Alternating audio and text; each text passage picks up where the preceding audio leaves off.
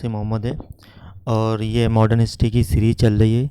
इसमें हम 1885 से 1947 के बाद की देख रहे हैं सारे सेगमेंट। इसमें क्या क्या डेवलपमेंट हुआ है। ये वीडियो जो है आपके सारे जुडिशल सर्विसेज, एपीओ और वनडे एग्ज़ाम जितने भी आने वाले हैं, चाहे लेखपाल हो चाहे वीडियो एग्ज़ाम हो, उन सब के लिए ये इम्पोर्टेंट है। तो चलिए शुरू करते हैं।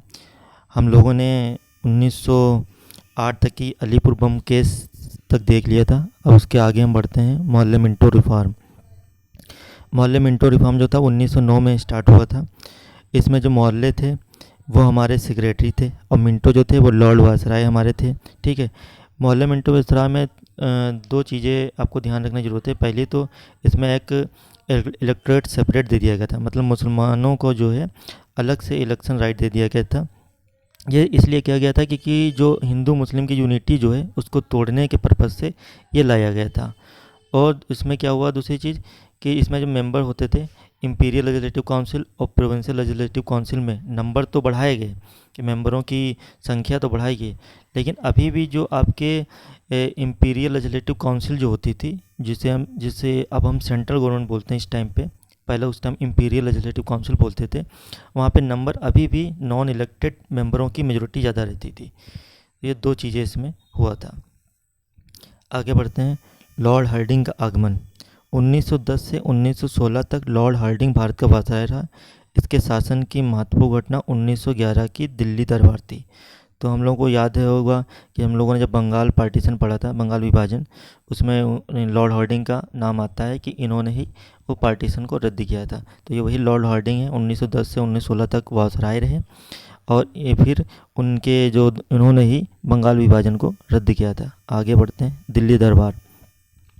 दिल्ली दरबार, इसका आप सन याद रखिए 1911। ये सन कभी कभी एग्ज़ाम में पूछ लिया जाता है। तो 1910 में इंग्लैंड में किंग जॉर्ज पंचम का राज्याभिषेक हुआ। वो वहाँ के राजा बनाए गए, किंग जॉर्ज पंचम। फिर 1911 में वो भारत में आए। किंग जॉर्ज पंचम और उनकी जो क्वीन थी, क्वीन मैरी, भारत के सम्राट और सामग्री के रूप में राज्याभिषेक के लिए दरबार का आयोजन किया गया था। जब किंग जॉर्ज पंचम इंग्लैंड में राजा बनाए गए और उनकी क्वीन मैरी जब भारत में आए तो उनका भी यहाँ भी इनका राज्याभिषेक के लिए इनके लिए दरबार आयोजन किया गया था। इसी जो दिल्ली दरबार के दौरान ही भारत की जो राजधानी थी, कलकत्ता, कलकत्ता से दिल्ली वो ट्रांसफ़र कर दी गई थी। और इसी दरबार में जो बंगाल का जो पार्टीशन हुआ था उसी को रद्द किया गया था। तो ये हमें याद रखना है। आगे बढ़ते हैं। दिल्ली षड्यंत्र केस 1912। अच्छा, जितने भी ये सब चल रहे हैं इनकी आप जो डेडलाइन है वो याद रखिएगा। ये कभी कभी क्वेश्चन में क्या होता है, अरेंज लगाने का जाता है, मतलब 4 ऑप्शन दे देगा, उनको अरेंज करने के लिए आपको करना पड़ेगा, तो उसको आप ध्यान से रखें। तो दिल्ली षड्यंत्र केस, इसमें ऐसा कहा जाता है कि दिल्ली षड्यंत्र केस जो था वो रासबिहारी बोस ने रचा था, लेकिन ये कभी भी प्रूव हो ही नहीं पाया, कभी सिद्ध ही नहीं हो पाया। फिर 23 दिसंबर 1922 वायसराय को लॉर्ड हार्डिंग पर उस समय बम फेंका था जब चांदनी चौक से उनकी शोभा यात्रा निकल रही थी। बस इतना ही है। अब मेन चीज़ें दिल्ली षड्यंत्र केस में 1912, इसकी डेडलाइन याद रखिए, बस ये इंपॉर्टेंट है। गदर पार्टी 1913। ठीक है। तो इस गदर पार्टी क्या थी, इसमें क्या थे, जो आपके एक्स आर्मी थे या और भी आपके किसान थे, जो जितने भी माइग्रेंट थे पंजाब से, ये सब कनाडा और यूएस चले गए थे। वहाँ पे इन्होंने अपनी पार्टी बनाई, गदर पार्टी। तो उसको बनाने वाले कौन थे, सोहन सिंह, लाला हरदयाल और तारक नाथ दास। ठीक है, सोहन सिंह भागना। तो इन लोगों ने 1913 में इसको स्टैब्लिश किया और जिसका हेडक्वार्टर जो था वो सैन फ्रांसिस्को में था। ठीक है। और इनका पर्पस क्या था, इनकी आइडियोलॉजी ये थी कि हमें आर्म्स को कलेक्ट करना है, जितने भी ब्रिटिशर हैं उनको हम असैसिनेशन करना है हमें उनका। ठीक है, जितने भी ब्रिटिशर हैं उनका असैसिनेशन करना है और रिवोल्ट करना है। ये इनका मेन काम था गदर पार्टी का। तो गदर मूवमेंट ये आपका हो गया। तो इसी में एक आता है कोमागाटू मारू इंसिडेंट। ठीक है, बहुत जगह से कारामाटू भी बोलते हैं, कोमागाटू इंग्लिश में बोलते हैं, मारू इंसिडेंट। ठीक है।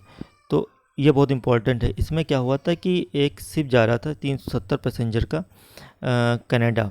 तो ब्रिटिशर के ऑर्डर पे कनाडा के पोर्ट्स पे उसे रोक दिया गया और उसे वापस कलकत्ता भेज दिया गया। जब वापस वो आया तो यहाँ के कलकत्ता पोर्ट पे पुलिस वालों से उनका क्लैश हुआ, उनका झगड़ा हुआ, ठीक है, रिप्रेशन हुआ, तो उसमें 22 लोगों की जान चली गई। तो इसी को हम बोलते हैं कोमागाटू मारू इंसिडेंट, ठीक है।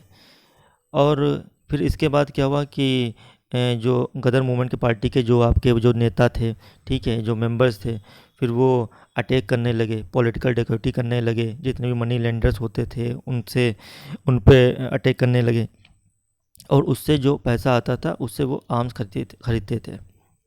इसके एवज में क्या हुआ कि ब्रिटिशर ने क्या एक्शन लिया, उन्होंने डिफेंस इंडिया एक्ट 1915 पास कर दिया, ठीक है। और लार्ज स्केल पर जितने भी आपके थे क्रांतिकारी, उनका डिटेंशन स्टार्ट हो गया विदाउट ट्रायल, ठीक है, कोर्ट मार्शल होने लगा, ये सब होने लगा। तो हमें इसमें याद रखना है कि और इस समय जब आपका ये सब हो रहा था, उस समय जो मेन जो लीडर थे उस टाइम थे लाला हरदयाल, ठीक है, करतार सिंह साराभा और भाई परमानंद। ये आपके मेन लीडर थे उस टाइम जब ये हुआ सब, ठीक है। आगे बढ़ते हैं। होम रूल आंदोलन, ठीक है, होम रूल आंदोलन।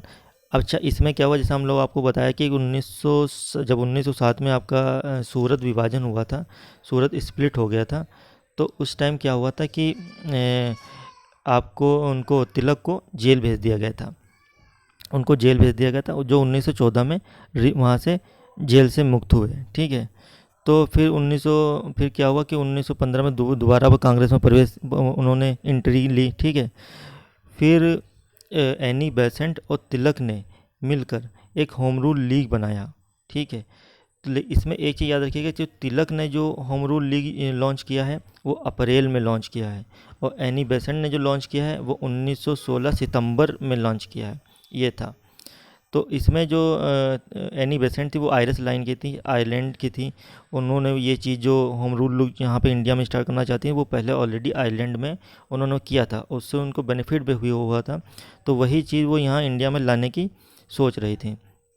उनका ये मेन 3-4 चीज़ उनके पॉइंट थे होम रूल लीग के, कि जो वर्ल्ड वार फर्स्ट जो हुआ है उसमें जितने भी एक्सपेंडिचर हुए हैं, उसमें वो जो इंडियंस के जितना भी खर्चा हुआ है ब्रिटिशर ने किए हैं, उससे वो अनसेटिस्फाइड थे, ठीक है। और जो मोर्ले मिंटो रिफॉर्म 1909 का आया था, उससे वो अनसेटिस्फाइड थे।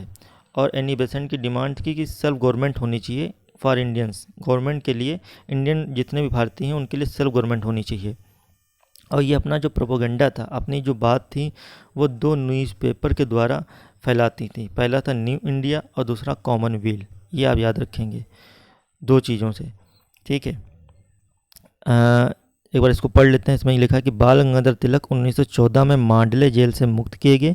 1915 में उन्होंने पुनः कांग्रेस में प्रवेश किया। तिलक ने 28 अप्रैल 1916 को पुणे में इंडियन होम रूल की स्थापना की और एनी बेसेंट ने आयरिश विद्रोहियों से प्रेरणा लेकर सितंबर 1916 में होम रूल आंदोलन की शुरुआत की थी। उन्होंने 2 समाचार पत्र यंग इंडिया और कॉमनवेल्थ की शुरुआत की थी। लीग ने सत्याग्रह और सविनय अवज्ञा का समर्थन किया था। तो हमें ये याद रखना है, इनके 2 जो समाचार पत्र थे, एक तो हमारे ये इंडिया और कॉमनवेल्थ, इसकी शुरुआत की थी। तो ये हमें याद रखना है, ठीक है। आगे हम देखते हैं इसमें और क्या क्या डेवलपमेंट है, अगर कुछ है वो भी देख लेते हैं, ठीक है। तो अच्छा, एक चीज़ और याद रखना, तिलक की जो टीम थी लीग की, जो उन्होंने अप्रैल में बनाया था, वो कर्नाटक और महाराष्ट्र में एक्टिव थी। और एनी बेसेंट की जो टीम थी, इसकी जो बॉम्बे और मद्रास और बाकी जितना भी इंडिया था वहाँ पे एक्टिव थी। इसमें अगर हम बात करें तो लगभग 200 ब्रांचेस थी इनकी। तो ये चीज़ आपको याद रखना है कि कौन कहाँ पे एक्टिव था। तिलक जो थे कर्नाटक साइड एक्टिव और कर्नाटक और महाराष्ट्र साइड एक्टिव थे, और एनी बेसेंट जो थे मद्रास और बॉम्बे साइड और बाकी सारा जितना इंडिया है वहाँ पे एक्टिव थे। फिर इसमें क्या हुआ, ब्रिटिशर ने भी, भाई जाहिर सी बात है कि इतना कुछ होगा तो ब्रिटिशर भी एक्शन लेंगे। उन्होंने रिप्रेसिव मोड में अपना एक्शन लिया, तिलक पे सेडेशन चार्ज कर दिया, मतलब देशद्रोह का मुकदमा लगा दिया, और दिल्ली और पंजाब में उनकी एंट्री बैन कर दी, मतलब प्रतिबंध लगा दिया, वो वहाँ पे नहीं जा सकते। और एनी बेसेंट को भी अरेस्ट किया गया, लेकिन सेम ईयर जिस साल वो अरेस्ट हुई उसी साल उनको रिलीज़ भी कर दिया गया। तो ये हमारा है, ये हो गया। अब इसके बाद हम बोलते हैं लॉर्ड चेम्सफोर्ड का आगमन, ठीक है। 4 अप्रैल 1916 को लॉर्ड चैम्सफोर्ड ने भारत के वायसराय का कार्यभार संभाला। तो इसमें हमें मेन चीज़ जो हमें याद रखनी है वो 4 अप्रैल 1916 को याद रखना कि लॉर्ड चैम्सफोर्ड ने भारत के वायसराय का कार्यभार संभाला। ठीक है, आगे बढ़ते हैं। लखनऊ समझौता या कांग्रेस लीग समझौता। जैसे कि हम लोगों को पता है कि 1906 में मुस्लिम लीग बन गई, और मुस्लिम लीग और जो कांग्रेस थी उसकी आइडियोलॉजी में डिफरेंसेस हो रहे थे। लेकिन 1916 का एक हिस्टोरिक सेशन हुआ लखनऊ में। ठीक है, इसमें क्या हुआ, रीएडमिशन हो गया। ठीक है, एक्सट्रीमिस्ट और कांग्रेस और जितने भी आपकी मुस्लिम लीग थे उनका दोनों का रीएडमिशन हो गया। हमको याद है कि 1907 में स्प्लिट हो गया था, अलग अलग हो गए थे, मॉडरेट, एक्सट्रीमिस्ट, और फिर मुस्लिम लीग ने अपनी अलग बना ली थी। तो इसमें क्या हुआ, इसमें सब लोग मिलके दोनों सबका रीएडमिशन हो गया। और इस सेशन के जो हमारे प्रेसिडेंट थे वो थे AC मजूमदार। एक बार इसको पढ़ भी लेते हैं। हिंदू मुस्लिम एकता को प्राप्त करने में लखनऊ समझौता एक महत्वपूर्ण कदम है। ब्रिटेन और तुर्की के बीच युद्ध के कारण मुसलमानों में अंग्रेज़ों के खिलाफ भावनाएं उभर रही थीं, जिससे कांग्रेस और मुस्लिम लीग एकता का मार्ग प्रशस्त हुआ। दोनों ने 1916 में लखनऊ में अपने अधिवेशन किए और प्रसिद्ध लखनऊ समझौता हुआ। कांग्रेस ने पृथक निर्वाचन को स्वीकार कर लिया और दोनों संगठनों ने संयुक्त रूप से देश के लिए डोमिनियन स्टेटस, उत्तरदायी शासन की मांग की। अच्छा, डोमिनियन स्टेटस आप लोग चीज़ समझ लीजिए, इसका मतलब क्या होता है कि इसमें पूरी तरीके से आज़ादी नहीं होती है। डोमिनियन स्टेटस में ये होता है कि हम आज़ाद तो हैं लेकिन हमारे ऊपर कोई रहेगा। जैसे उस टाइम कॉमनवेल्थ नेशन की बात चलती थी, तो अभी भी चलता है कॉमनवेल्थ नेशन की बात, लेकिन अब इंडिया तो पूर्ण रूप से आपका वो आज़ाद है। लेकिन अभी भी उसकी कुछ ऐसी कॉलोनीज़ हैं जहाँ पे इंग्लैंड की, जहाँ पे कॉमनवेल्थ नेशन का चलता है। ठीक है, तो ये डोमिनियन स्टेटस होता है कि मतलब आप सेल्फ रूल आपको दे दिया जाएगा लेकिन आपके ऊपर भी एक गवर्नमेंट रहेगी। ये है। फिर आता है मॉन्टेगू घोषणा 1917 की अगस्त घोषणा। ठीक है, तो 1917 में मॉन्टेगू ने एक बयान दिया जो भारत में स्वशासन के संबंध में मील का पत्थर साबित हो। उसने कहा कि भारत सरकार पर धीरे धीरे भारतीय लोगों को नियंत्रण स्थापित किया जाएगा। यह लखनऊ समझौते से हुए हिंदू मुस्लिम एकता का परिणाम था। तो ये घोषणा इसलिए की गई क्योंकि वर्ल्ड वार फर्स्ट में जो हो रहा था उसमें इंडियन का सपोर्ट लेना था ब्रिटिशर को, क्योंकि चाइना से ऊपर दबाव था कि आप उससे सपोर्ट लीजिए। ठीक है, तो ये उसका सपोर्ट लेना चाहते थे। इस चक्कर में मॉन्टेगू ने एक डिक्लेरेशन दिया कि हम जो है इसके बाद हम आपको सस्ता हस्तांतरण कर देंगे, मतलब ट्रांसफ़र कर देंगे। क्योंकि वो जो लखनऊ का हिस्टोरिक सेशन हुआ था उससे इसको ये पता लग गया था कि ये अब आसान नहीं है यहाँ पर राज करना, हमें सबका ख्याल करना पड़ेगा। ठीक है, ये है। तो इतना ही रखते हैं 1917 तक।